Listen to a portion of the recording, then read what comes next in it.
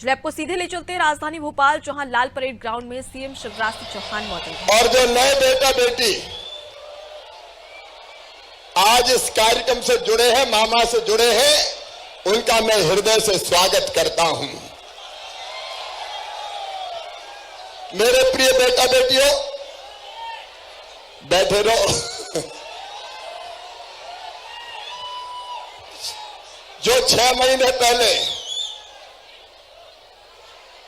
जिन बेटा और बेटियों का हमने चयन किया था, उनने बहुत बढ़िया काम किया है। उसके लिए मैं बहुत बहुत बधाई देता हूं।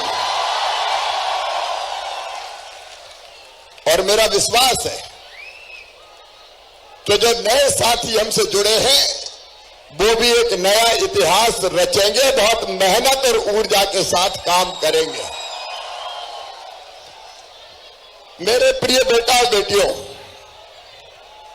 एक सवाल पूछूं, तुम कौन हो? कौन हो? अच्छा, एक परिभाषा और बताता हूं तुमको। स्वामी विवेकानंद कहते थे कि तुम केवल 3.5 हाथ के हाड़ मास के पुतले नहीं हो, तुम अमृत के पुत्र हो, तुम ईश्वर के अंश हो, तुम अमर आनंद के भागी हो, और तुम अनंत शक्तियों के भंडार हो। मैं आज तुमसे बहुत गंभीरता से कहना चाहता हूं, अपने आप को कमजोर मत समझना, दीनहीन मत समझना। दुनिया में हर काम तुम कर सकते हो, यह आत्मविश्वास मन में रखना। बोलो, रखोगे? ये नीचे कर ले जरा। ये मामा फॉर यूथ बाद में उठाना, पहले मामा को सुन लो। मैं बहुत सीरियसली कह रहा हूं, दुनिया में हर काम हम कर सकते हैं। तू जो चाहे पर्वत पहाड़ों को तोड़ दे, तू जो चाहे नदियों के मुंह को भी मोड़ दे, तू जो चाहे माटी से अमृत निचोड़ दे, और तू जो चाहे धरती को अंबर से जोड़ दे।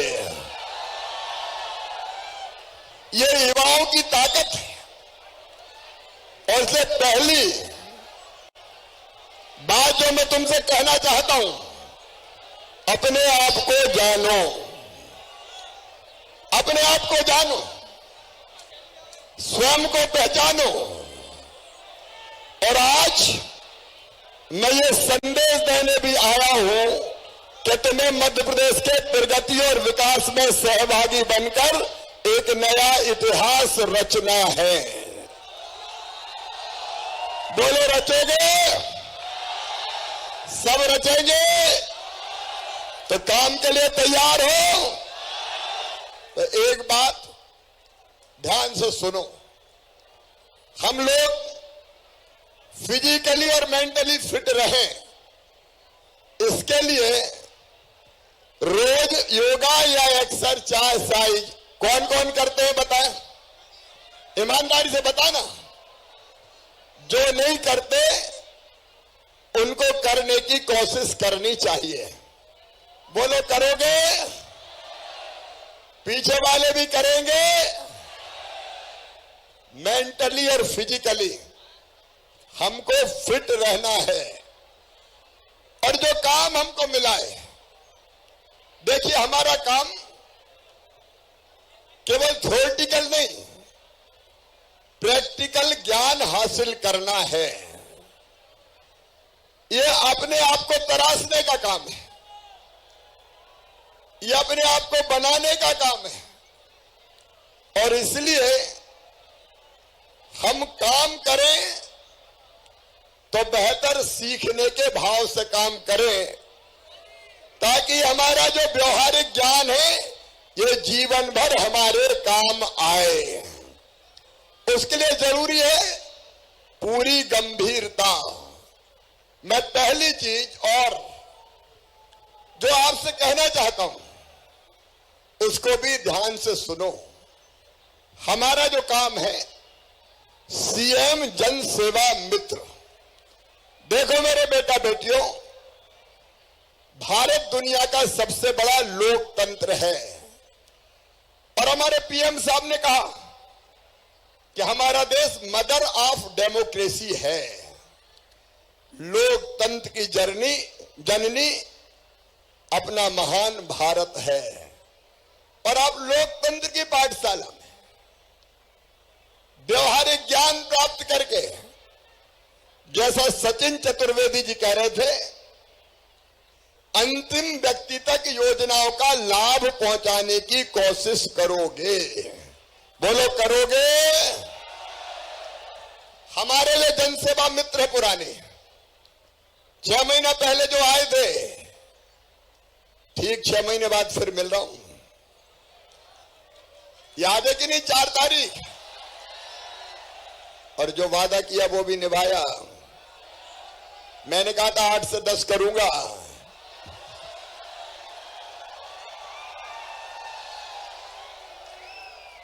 लेकिन आपने भी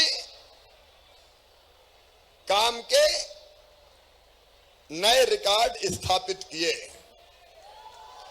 लाडली बहना योजना हो, उसमें ई-केवाईसी करवाना हो, आवेदन करवाना हो, फॉर्मेलिटीज पूरी करना हो, बाल पेंटिंग करना हो, रंगोली बनवाना हो, बहनों को ट्रेंड करना हो, उनके भजन और गीत जो नई प्रेरणा करते हैं, उसमें भी आपने भरपूर योगदान दिया है। एक बात और, मामा तो है ही, भांजे भांजियो तुम भी तो बहुत प्यारे हो। एक काम और, आप लोग मेरी आंख और कान हैं। बोलो हो? जमीन पर जो चल रहा है वो सच्चाई मुझे बताते रहना, ताकि अगर कहीं गड़बड़ हो तो वो गड़बड़ भी मुझे पता चल जाए और गड़बड़ करने वालों को ठीक कर दिया जाए। अब अपने इस काम के लिए 2-3 टिप्स तुमको देता हूं। हम बेहतर व्यवहारिक ज्ञान कैसे प्राप्त करें? एक, हम बेहतर तब कर पाएंगे जब फील्ड में जाएंगे। बचपन में मैंने पढ़ा था एक अच्छे काम के लिए क्या करना चाहिए, तो पांव में चक्कर, मुंह में शक्कर, सीने में आग और माथे पे बर्फ। सब लोगों ने सुना? पीछे वाले नहीं बोले? और पीछे वाले? पांव में चक्कर का मतलब है आपको जो पंचायत अलॉट की जाए उस पंचायत में लगातार घूमते रहो। बैठे बैठे ऑफिस में काम नहीं हो सकता, इसलिए सब अपने कार्य क्षेत्र में घूमेंगे। ऐसे नहीं, जोर से बताओ। ये हो गया पांव में चक्कर। मुंह में शक्कर का मतलब है जब हम हितग्राहियों से मिलेंगे, चाहे लाडली बहना हो, चाहे किसान सम्मान निधि वाले हो, या नौजवान जो सीखो और कमाओ योजना का लाभ उठाने वाले हो, आयुष्मान भारत योजना के लाभार्थी हो, अलग अलग जितनी योजनाएं, उनके लाभार्थियों से, क्योंकि कई उनमें ऐसे हैं जो कम पढ़े लिखे होंगे, जिनको जानकारी की जरूरत होगी, और इसलिए उनसे बहुत प्यार से बात करना और आत्मीय रिश्ते जोड़ना, उनको लगे कि ये है जो मेरी मदद करने के लिए आए हैं, अच्छा बोलना। मेरी बात समझ गए? ऐसी वाणी बोलिए मन का आपा खोए, आपों को शीतल करे औरहु शीतल होए। तो सबसे अच्छा बोलेंगे, सब नहीं बोले, अरे सबसे अच्छा बोलेंगे, क्योंकि इससे उनका कॉन्फिडेंस बढ़ेगा। उनको लगेगा कि आए हैं तो हमारी सेवा के लिए आए हैं, हमारी मदद के लिए आए हैं। और तीसरी चीज, सीने में आग। हम जो काम कर रहे हैं उस काम को पूरा करने के लिए दिल में तड़प होना चाहिए। बिना तड़प के मेरे बेटा बेटियों कोई काम नहीं हो सकता। अब मैं भी काम करता हूं तो 24 घंटे में से कितने घंटे करता हूं पता है? बताओ कितने घंटे करता हूं? कम से कम 18। मैं रात को 12:30 1 बजे सोता हूं और सवेरे 5:30 बजे उठता हूं। और मुझे यह लगता है कि शिवराज, तुझको एक भी मिनट व्यर्थ करने का हक नहीं है, क्योंकि तू 8.5 करोड़ जनता का सेवक है, सेवक। जब ये आग रहती सीने में, देखो मेरे बेटा बेटियों, एक ये कि कुछ समय है, अब हम नॉन सीरियस रहे और वैसे ही निकल जाए, लेकिन दूसरे पूरी गंभीरता से काम करके हम अपने काम की एक छाप छोड़ें और लोगों को हमारे रहने का फायदा हो। वो याद करें कि ये है जिन्हें हमारी जिंदगी बदलने में योगदान किया है। तो इसको कहते हैं सीने में आग और माथे पे बर्फ। मतलब दिमाग शांत रहना चाहिए, धैर्य रहना चाहिए। नहीं किसी गांव में गए और कोई नहीं कहते कहां से आ गए, आए हमें सिखाने, बहुत देखे हैं ऐसे, तो उसी में गुस्सा हो गए, परेशान हो गए। काम करते समय अच्छे अनुभव भी मिलेंगे और खराब भी मिल सकते हैं। इसलिए दिमाग हमेशा ठंडा रहना चाहिए, शांत रहना चाहिए, दिल उत्साह से भरा रहना चाहिए और दिमाग हमेशा शांत रहना चाहिए, ताकि हम लोगों के लिए बेहतर काम कर सकें।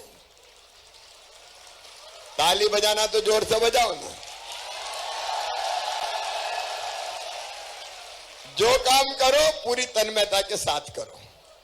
तो एक तो ये हो गया। दूसरा, काम करने के पीछे दृष्टिकोण क्या होना चाहिए। एक छोटी सी कहानी सुना के आपको बताता हूं। कहानी सुनाऊं? सबको सुनना है? तो काम के पीछे क्या दृष्टिकोण होना चाहिए। एक गांव में एक मंदिर बन रहा था। गर्मी के दिन थे, सूरज अपनी किरणों से आग बरसा रहे थे और मंदिर के निर्माण के लिए जो पत्थर लगने थे, 3 मजदूर उन पत्थरों को तोड़ने का काम कर रहे थे। तपती दोपहरी, सूरज आग बरसा रहे थे, पत्थर तोड़ रहे थे, पसीना टपक रहा था। इतने में एक साधु वहां से निकले। उनने पहले मजदूर को देखा और उसके पास पहुंच गए और उससे बोले, बेटा क्या कर रहे हो? तो साधु ने पूछा, बेटा क्या कर रहे हो? तो मजदूर ने गुस्से से देखा, आंख फूट गई है, दिखाई नहीं देता, किस्मत फूटी है तो पत्थर फोड़ रहा हूं, आगे पूछे ने क्या कर रहे हो। अब बाबा आगे बढ़ गए। दूसरे मजदूर से पूछा, बेटा क्या कर रहे हो? तो उसने कहा, बाबा दुनिया में आए हैं तो जीना ही पड़ेगा, पेट भरने के लिए मजदूरी कर रहा हूं। वो गुस्सा नहीं था, थोड़ा शांत था। तीसरे से पूछा, बेटा तुम क्या कर रहे हो? तो पसीना तीसरे को ही माथे पर भी था, मेहनत वो भी कर रहा था, लेकिन चेहरा आनंद से दमक रहा था। उसने कहा, बाबा देख नहीं रहे, सामने भगवान का मंदिर बन रहा है और भगवान का मंदिर बनाने में जो पत्थर लगने हैं, उन पत्थरों को तोड़ने का सौभाग्य मेरे हाथों को मिला है। मैं कितना सौभाग्यशाली हूं बाबा कि मुझे ये काम मिला है। बेटा बेटियों, काम एक, दृष्टिकोण तीन, किस्मत फूटी है इसलिए पत्थर फोड़ रहा हूं, दुनिया में जीना है तो मजदूरी कर रहा हूं, और एक भगवान का मंदिर बन रहा है, मेरा सौभाग्य है। एक काम के तीन दृष्टिकोण, लेकिन आनंद कौन से दृष्टिकोण में आता है? कौन से में? तीसरे में।